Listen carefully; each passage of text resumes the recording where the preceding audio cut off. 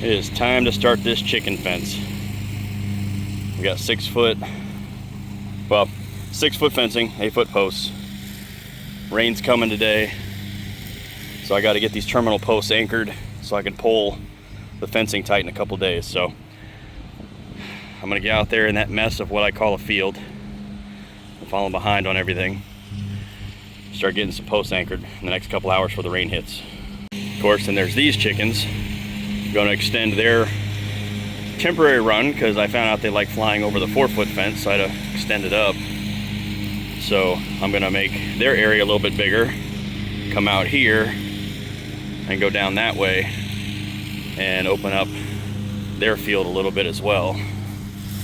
Because right now they've got this, I don't know, 20 by 25 area on top of their 12 by 24. I'm sorry, I should have announced myself, I guess, huh? So, and they've got a couple of doors. Hey girls.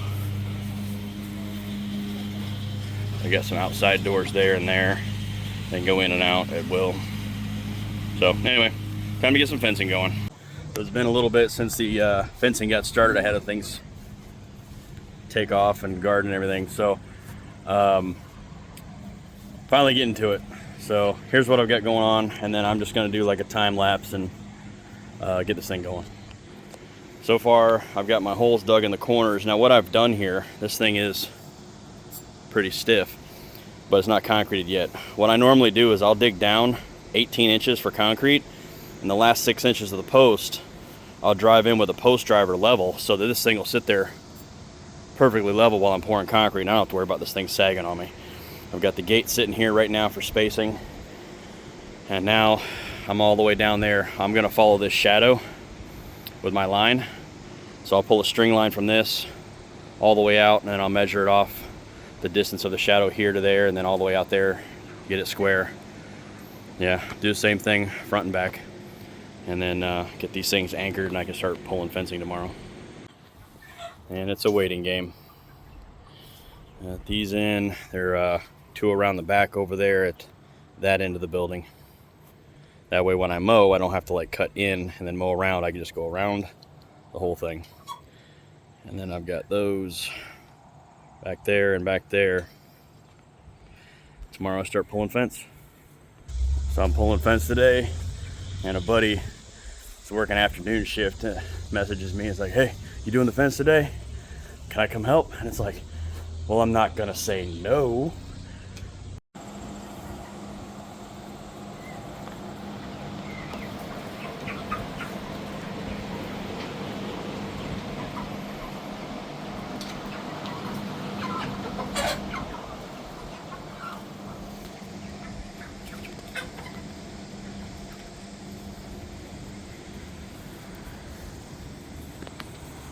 You gonna do a TikTok dance? I'll do a TikTok dance. All right. That's on video right now.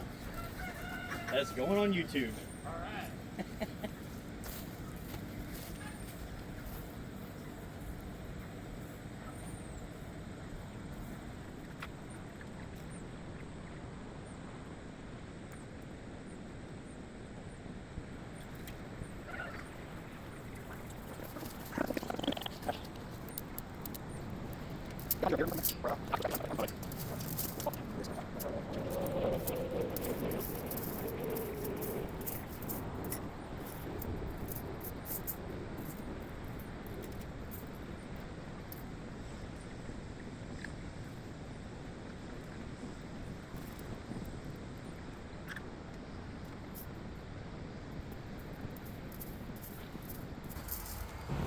So rolls of fencing typically come in 10, 25, 50 foot rolls of fence. You can get them in hundreds, but they're a lot heavier and hard to manipulate.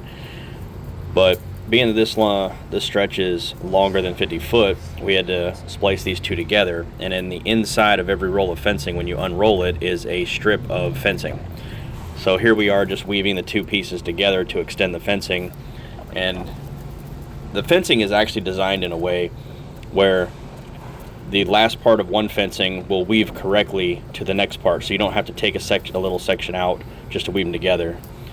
So here we are just weaving this back and forth, and getting them tied together. And at the very end, you weave the piece you're putting in to the other piece of the next fencing and then tie the two together at the ends, top and bottom.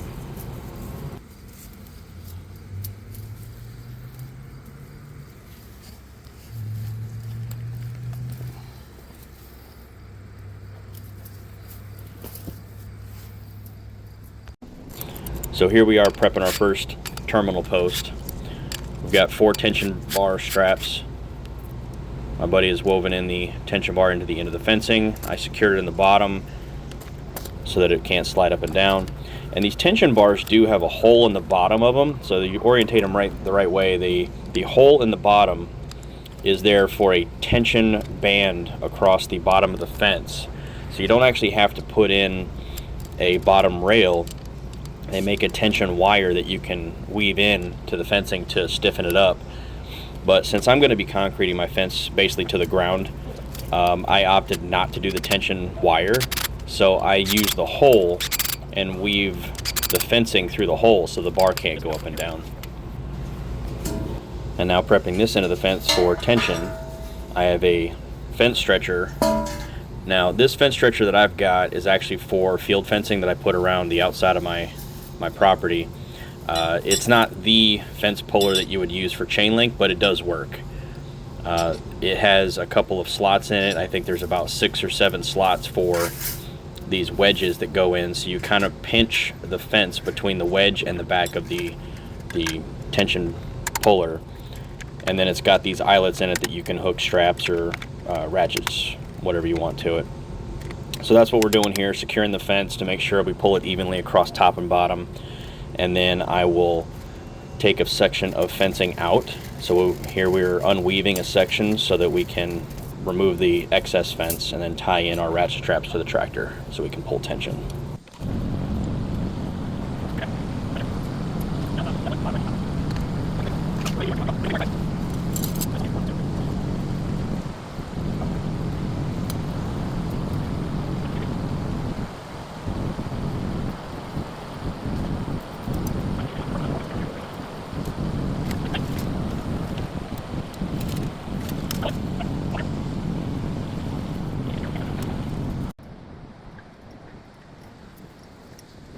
So at this point, we're just using tension on the tractor to keep the fence tight, and then I'm going back through and I'm lifting the fence up, and then I'm using the aluminum fence ties and putting one fence tie around the middle of the fence at every other line post. Then my buddy will pull the tractor forward to take the remaining tension out of the fence, and from there we will use the straps and the ratchets on the tractor to manipulate the top and the bottom of the fencing to pull it tight. While he's doing that, I'll be walking the fence, going back and forth and relocating the fence ties because it will pull them tight and it'll move them over. So I'll take them off, put them on a new location that's loose again, and I'll keep going back and forth as we're pulling tension, and I'll shake the fence up and down, pick it up so it's not caught on the ground, and then we'll just keep doing that till we get proper tension. Once tension is established, we put the tension bar on the very end on the terminal post. Then I'll go back through and I'll put all the fence ties on every line post.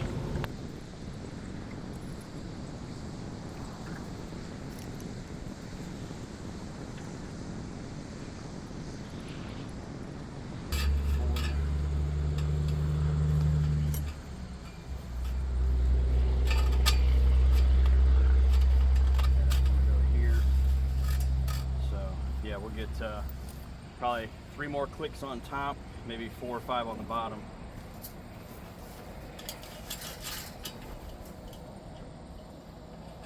Stop. When you do, I'm gonna go check the tension down here on those wires. Ready? Yeah. 1, 2. Yeah, we're gonna need, let me check the wires. We're gonna need at least 1 if not 2 more of those. We can do at least 1 if not 2 on the top, which the bottom will draw this in as well. So yeah, go ahead and do the top 1 more.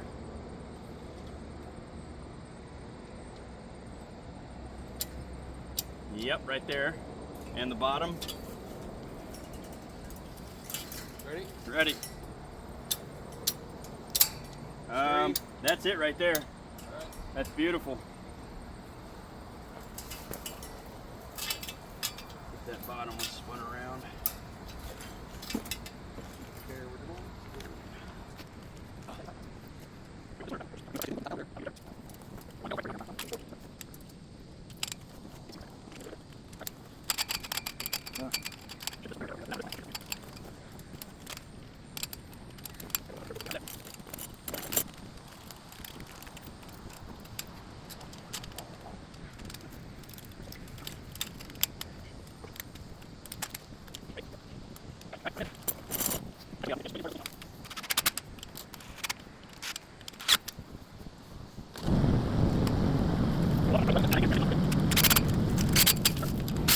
Once we get the tension bar on, we take the fence puller off, and then we will remove the section of fencing right behind the tension bar, and we have to unweave it. And I found that at this point it was kind of stuck, so I ended up just cutting sections of it out and then unweaving the foot-long sections here. And then we move on to the next piece.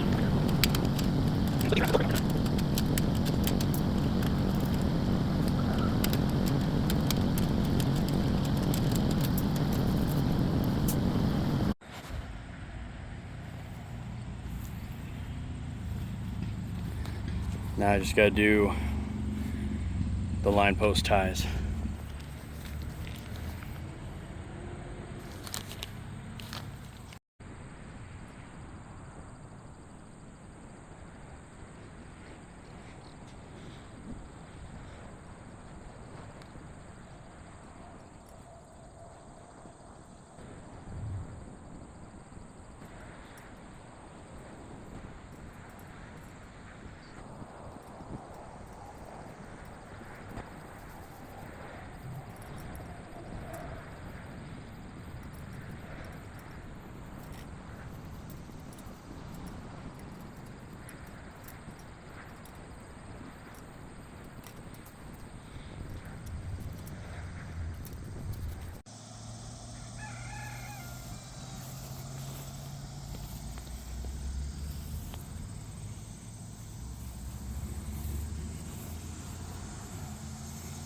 So I'm not doing a top rail, and I'll tell you why. I have hawks in the area. If I put a top rail up there, it's gonna give them somewhere to perch. I ain't trying to have it. I have a fence all the way around my property. Back there is a 4-foot pasture fence, and keeps most of the stuff out. This was more or less for the chickens being stayed in. I don't have to worry about them at different age. Once they're big enough to not fit through here, they'll be out of the brooder and free roam. I can get to my solar, so I can rotate that in the spring and fall. What I am going to do on the outside is put a 3 or 4 line hot wire at the bottom, a couple inches up. I was going to dig down, do like a little notch or something in the ground, anchor that bottom of that fence into concrete. I still may do it, but I had to get this fence done. These birds have been locked up in here for a month. I need to let them outside, so I'm going to put some ramps in here for them, take a little barricade out of the inside, and let them start running outside.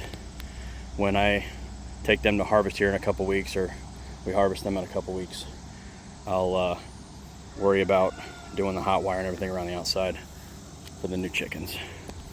But until then, they've got a nice 30-foot by 90-foot area for future birds to roam.